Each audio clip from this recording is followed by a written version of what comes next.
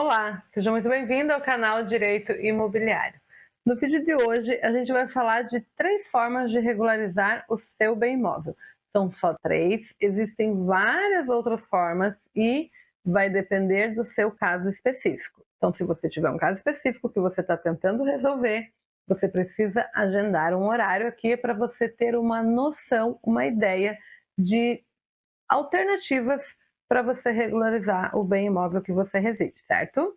Se você não me conhece, meu nome é Elisane Stefanes, eu sou advogada, eu atuo exclusivamente com direito imobiliário e esse canal aqui foi criado para você que está aí do outro lado da telinha, para que você receba conteúdo relacionado ao direito imobiliário, só que falado de forma simples e descomplicada, sem juridiquês. Já sabe, né?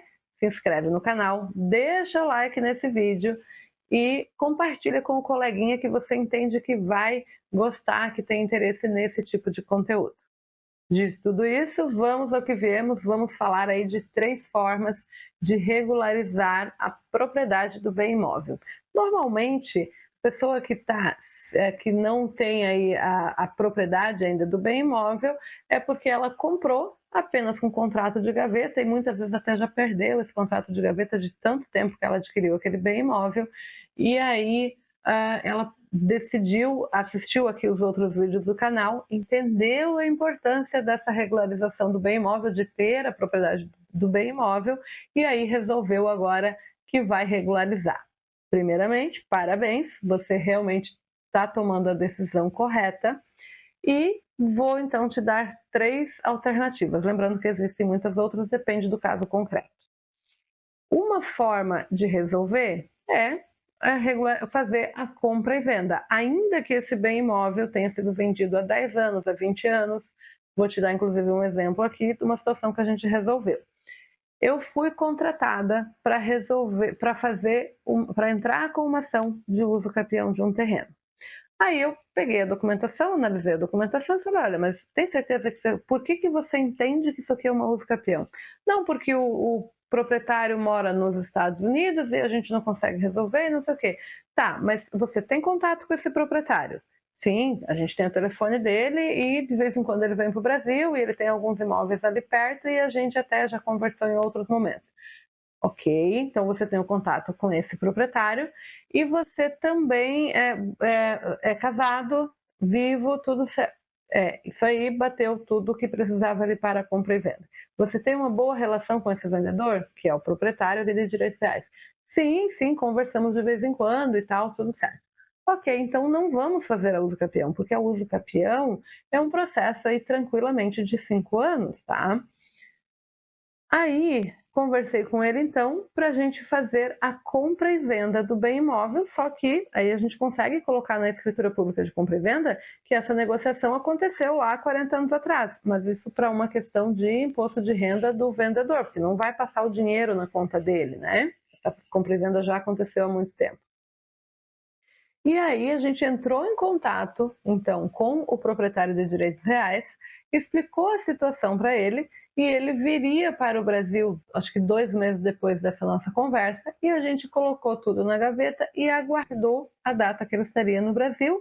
Ele foi lá, assinou a compra e venda, ficou tudo resolvido, eles registraram e tiveram uma redução de despesa de 80%, porque uma compra e venda é muito mais econômica do que falar de um processo de uso capião.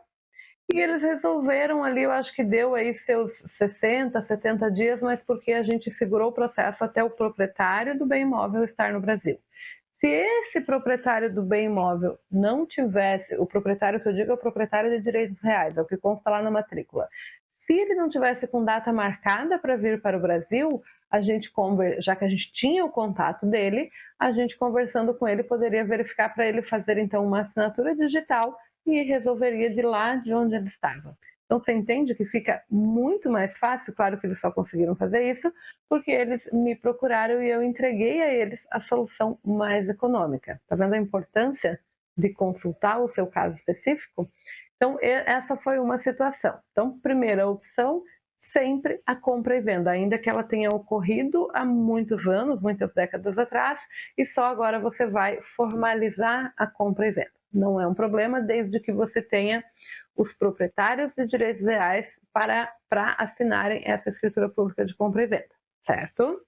A segunda alternativa para você regularizar, para você receber a propriedade desse bem imóvel no seu nome, seria a uso capião. Eu vou trazer essa questão da uso capião justamente porque ela é uma das mais comuns quando a gente fala de transferência da propriedade, quando já passou muito tempo que ocorreu essa compra e venda. Mas, mais uma vez, consulte o advogado.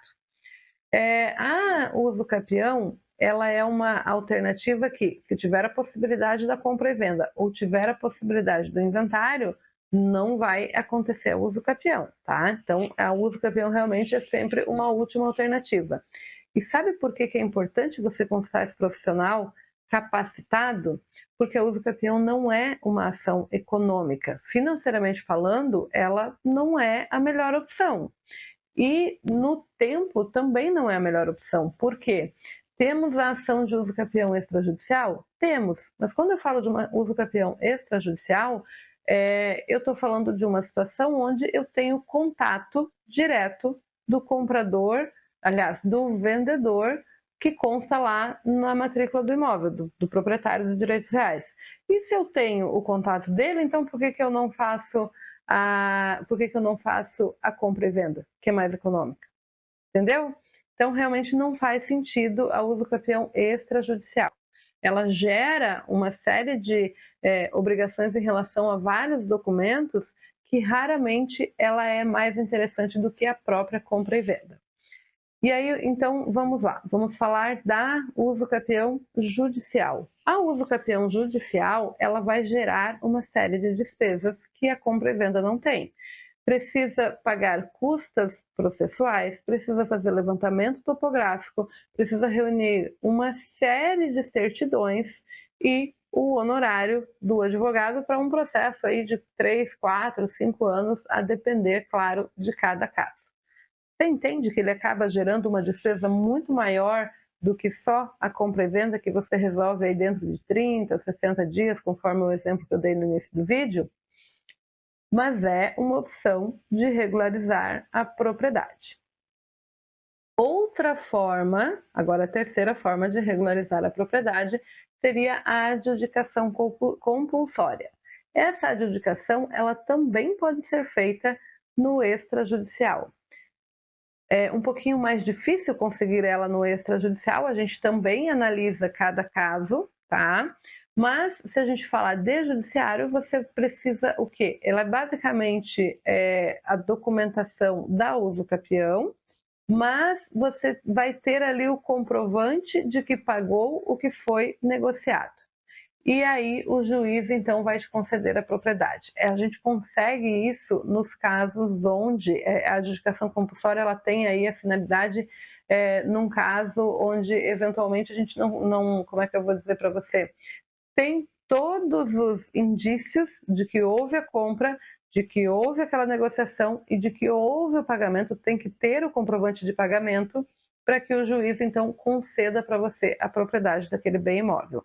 É claro que é um processo um pouco moroso, justamente porque não pode haver nenhuma dúvida desse pagamento e não é uma garantia. Sempre que a gente fala de judiciário, não tem como dar 100% de garantia de que vai sair aquele título naquele formato. Mas é sim uma possibilidade. E uma quarta dica, agora bônus, o inventário, gente. Às vezes você pensa na uso capião porque senão vai ter que ser inventário. Já tem vídeo falando disso aqui, inventário não é tão difícil quanto parece. Então, se tem a possibilidade de fazer um inventário com a cessão de direitos, é uma excelente opção de transferência de propriedade. Pode ficar pronto dentro aí de 30, 60 dias também, tá? Era isso que eu tinha para você nesse vídeo. Até o próximo.